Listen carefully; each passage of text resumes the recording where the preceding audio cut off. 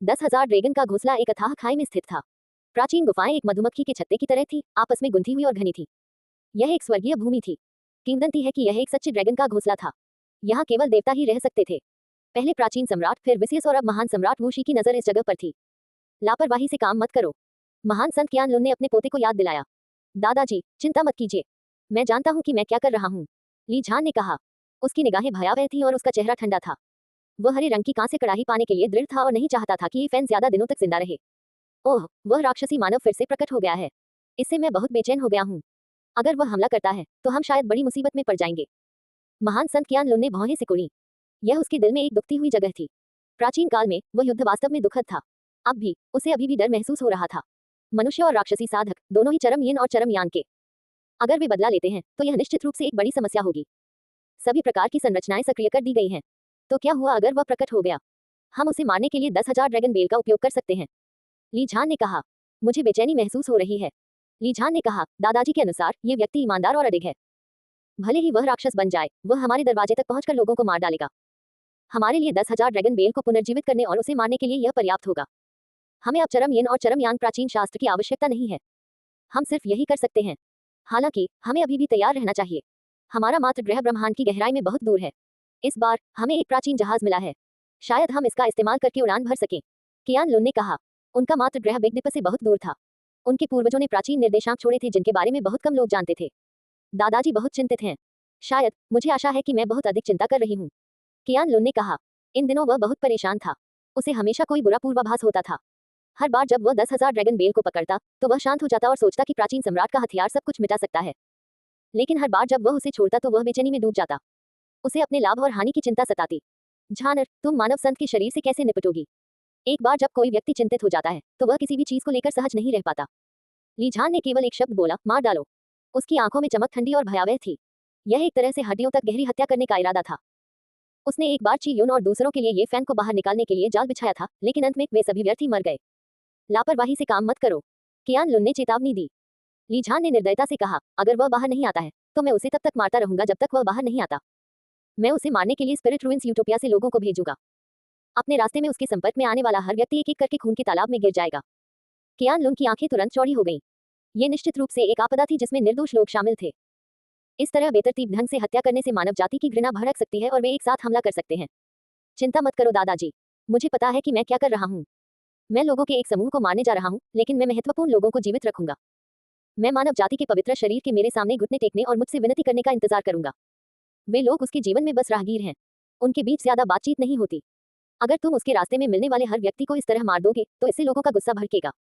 कियान Lun कुछ हद तक नाराज था। उसका पोता वाकई निर्दयी था, लेकिन वह बहुत बेईमान था। दादाजी, जो लोग महान चीजें हासिल करते हैं वे छोटी छोटी बातों की परवाह नहीं करते। अब जबकि अमरता का मार्ग खुलने वाला है, हमें बस हरी कड़ाही प्राप्त करने की आवश्यकता है। तो क्या होगा अगर हम कुछ मनुष्यों को मार दें? गाय जियू चला गया है और वे ही अकेले कुछ नहीं कर सकता। अगर हम वास्तव में ऐसा नहीं कर सकते तो हमारे लोग मातृ पर लौट सकते हैं और हम अमरता के मार्ग की प्रतीक्षा करने वाले एकमात्र लोग होंगे।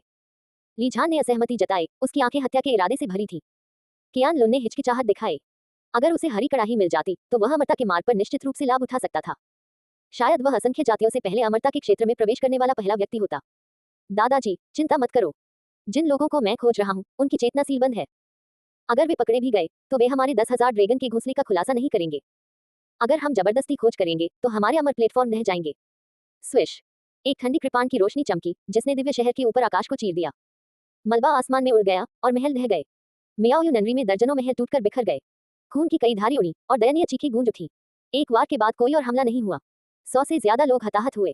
यह अफसोस की बात है कि एन मियाओई नाम की लड़की यहाँ नहीं है, अन्यथा यह एक बड़ी मछली होती। मानव जाति की पवित्र काया से संबंधित किसी व्यक्ति को ढूंढना आसान नहीं होगा। पीछे सिर्फ एक ठंडी आवाज रह गई थी। लोग जानते थे कि यह व्यक्ति एफएन से नफरत करके ऐसा कर रहा था। उत्तरी क्षेत्र से शुरू करके हम दक्षिण की ओर बढ़ेंगे। देखते हैं कि वह कितने समय तक टिक पाता है। उम्मीद है कि हम उसके किसी करीबी को पकड़ पाएंगे। इस दिन उत्तरी क्षेत्र में कई शक्तियों को काट दिया गया था और खून की नदियां बह रही थी। ये केवल इसलिए था क्योंकि उनका ये फैन के साथ कुछ संबंध था और उन्हें करीबी दोस्त नहीं माना जा सकता था। इससे बहुत हंगामा मच गया और लोग डर गए। उन्हें समझ नहीं आ रहा था कि यह किस शक्ति ने किया है। ओह, उत्तरी क्षेत्र में कोई ऐसा व्यक्ति है जिसका मानव जाति के पवित्र शरीर के साथ घनिष्ठ संबंध है। यदि हम उसे पकड़ नहीं पाते तो हम केवल दक्षिण की ओर ही खोज कर सकते हैं। इस दिन सबर क्यूई में बहुत हलचल मची। जियांग कबीले द्वारा शासित क्षेत्र में एक छोटा सा रेस्तरां जो देखने में बड़ा नहीं लगता था, किसी ने उसे टुकड़ों में काट दिया। अंदर मौजूद वेटर और ग्राहक सभी खून की धुंध में बदल गए। ये देखने लायक एक दुखद दृश्य था।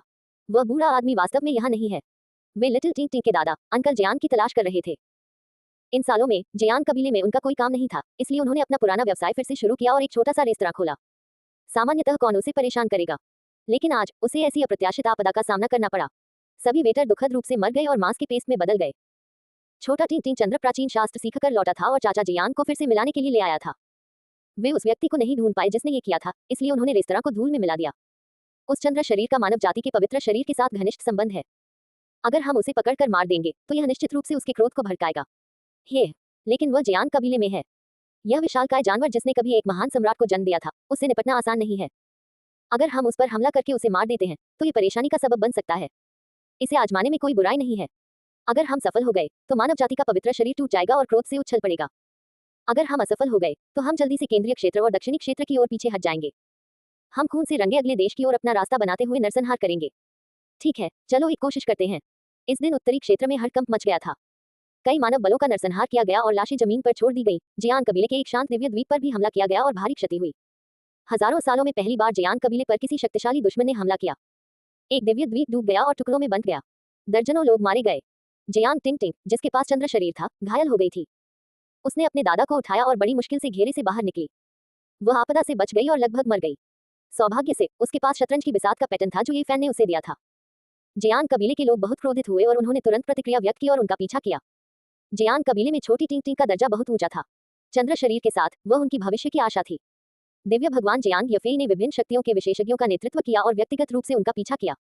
यह अफवाह थी कि उन्होंने अपने छिपे हुए ट्रम्प कार्ड का इस्तेमाल किया था। दूसरे दल ने शून्य को पार कर लिया, लेकिन फिर भी वे उनमें से एक हिस्से तक पहुंच गए। ली अग्नि दिव्य भट्टी और अनंत ब्रह्मांड भट्टी प्रतिकृतियां प्रकट हुई और 2 अर्थ संतों और 3 राजाओं को मार डाला। दुर्भाग्यवश जब इन लोगों ने अपनी चेतना के सागर की खोज की तो उनकी आदिम आत्माएं बिखर गईं। उत्तरी क्षेत्र में अराजकता फैल गई। खबर हर जगह फैल गई और लोग घबरा गए। इतने सारे लोग मारे गए, यहाँ तक कि सुदूर पुरातन कबीले पर भी हमला किया गया। ये किस तरह का दानव था? ये लोग बहुत क्रूर हैं। उन्होंने निहत्थे मनुष्यों को भी मांस के पेस्ट में काट डाला। भले ही वे मानव जाति की दिव्य काया को बाहर लाने के लिए मजबूर करना चाहते थे, लेकिन उन्हें इतना चरमपंथी होने की जरूरत नहीं थी। लानत है, एक के बाद एक कई जगहों पर हमला हुआ। हर जगह खून बह रहा था। यह एक भयावह दृश्य था। कोई भी शांत नहीं हो पा रहा था। बेवकूफों, तुमने जियांग कबीले को क्यों उकसाया? वह एक खतरनाक जगह है जिसे मैं भी नहीं देख सकता। ली झान को तुरंत खबर मिली। उसने राज्य के द्वार से बाहर निकले लोगों की ओर देखा और उदास चेहरे के साथ उन्हें उपदेश दिया। यह नश्वर लोगों को मारना थोड़ा ज्यादा है। कियान लुन ने भौहें सिकुड़ी। अगर हम ऐसा नहीं करते तो मानव जाति की दिव्य काया खुद को क्यों दोषी ठहराएगी? साथ ही हम उन मूर्ख मनुष्यों को उनकी दिव्य काया को दोषी ठहरा सकते हैं, क्योंकि यह वही था जिसने यह आपदा लाई थी। ली झान की आंखें बहुत ठंडी थीं। उसने इन लोगों को अपने रास्ते पर चलते रहने का आदेश दिया। वे मध्य क्षेत्र और दक्षिणी क्षेत्र में आत्मा खंडहर स्वर तक जाएंगे। वे पक्षियों और कुत्तों को भी नहीं छोड़ेंगे। ली झान की आंखें काफी भयावह थीं। वह पहले से ही अनुमान लगा सकता था कि किस तरह का तूफान आने वाला है। मानव जाति की दिव्य काया निश्चित रूप से तूफान के सबसे आगे होगी। चाहे कुछ भी हो, वह बाहर कूद जाएगा और अपना रुख व्यक्त करेगा। उत्तरी हवा सीटी बजा रही थी। एक बूढ़ा और एक जवान बर्फीली चोटी पर एक साथ खड़े थे। मानव दानव के कान फड़कने लगे जब उसने कुछ शब्द सुने। ऐसा लगता है कि उन्होंने तुम्हारे साथ कुछ किया है। वे तुम्हें मारना चाहते हैं। ये फैन मानव दानव की प्रशंसा करने से खुद को रोक नहीं पाया। उसने भी दिव्य श्रवण की साधना की थी, लेकिन इसकी तुलना मानव दानव से नहीं की जा सकती थी। जंगली बूढ़ा आदमी वास्तव में संरचनाओं में घुस सकता था और असंख्य ड्रैगन घोंसले में प्रवेश कर सकता था। उसने गुप्त शब्द सुने और कियान लुन के महान ऋषि से बच गया। बाद में ये फैन बहुत क्रोधित हुआ। मानव दानव की व्याख्या सुनने के बाद वह वास्तव में इस जगह को उल्टा करके समतल कर देना चाहता था। ली झान नाम का ये निर्दयी प्राचीन ऋषि मनुष्यों को भी नहीं जाने देता था। जो भी उसके सामने आता था उसे बिना किसी अपवाद के मार दिया जाता था। मेरी उससे कोई दुश्मनी नहीं है। उसे तो बस मेरा बर्तन चाहिए। फिर भी उसने इतनी बड़ी तबाही मचाई। खेतों में लाशें बिखरी पड़ी हैं और जमीन खून से रंगी हुई है। चूंकि मामला ऐसा ही है, इसलिए कहने को और कुछ नहीं है। आज मैं तुम्हें इसके परिणाम भुगतने को मजबूर करूंगा। ये फैन गुस्से में था। उसने हरी कड़ाही निकाली और उसे मानव दानव को सौंप दिया। वरिष्ठ, चलो एक ड्रैगन को नहीं भूनते।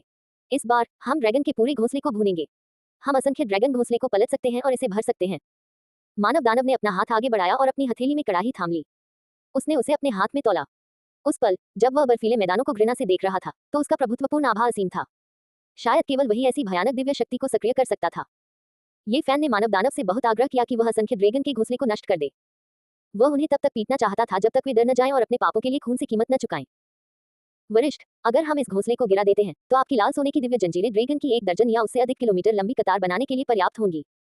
हम उन्हें खत्म नहीं कर पाएंगे, भले ही हम उन्हें दशकों तक भूलें। बेशक ये शब्द मानव दानव को मना नहीं पाए। मुख्य कारण यह था कि बूढ़ा जंगली दबंग होने का आदी था। वह मूल रूप से असंख्य ड्रैगन नेस्ट के साथ परेशानी खोजने आया था। वह मुस्कुराया और उसके मुंह में बर्फ जैसे सफेद दांत दिखाई दिए। क्षतिग्रस्त कड़ाही सिकुड़कर मुट्ठी के आकार की रह गई और उसकी बाईं हथेली में आ गई। उसके दाहिने हाथ में एक चमकती हुई सफेद हड्डी की छड़ी दिखाई दी। जैसे ही उसने इसे घुमाया, भयंकर तूफान उठे। बिजली चमकने लगी और गड़गड़ाहट होने लगी। पहाड़ और चट्टानें उड़ गईं और सभी बर्फीली चोटियां उड़ गईं। एक भयानक आभा ने पूरे उत्तरी क्षेत्र को हिलाकर रख दिया। एक जोरदार आवाज गूंजी। बूढ़ा जंगली आदमी बहुत दबंग था। उसके हाथ में मौजूद सफेद हड्डी के डंडे ने जमीन को पूरी तरह से तोड़ दिया। जमीन के नीचे हजारों झांक का ड्रैगन घोंसला दिखाई दिया।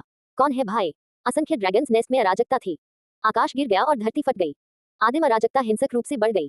किसी ने मोटी जमीन को तोड़कर हमला किया था। ये कुछ ऐसा था जो पुरातन काल से कभी नहीं हुआ था। एक ड्रैगन खाने वाला मानव दानव बुजुर्ग ने धीमी आवाज में जवाब दिया।